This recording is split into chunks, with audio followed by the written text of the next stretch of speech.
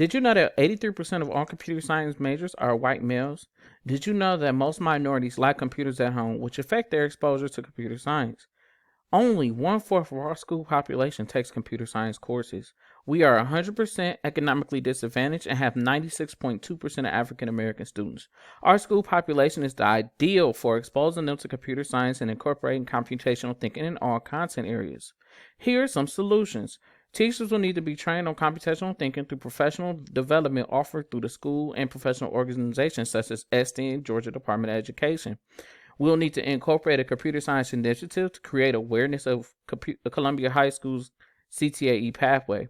And finally, we'll need to create a computer science club so that all students can learn and engage with computer science and computational thinking, even if they're not completing the computer science pathway. Let us increase the percentage of minorities in STEM, especially in technology.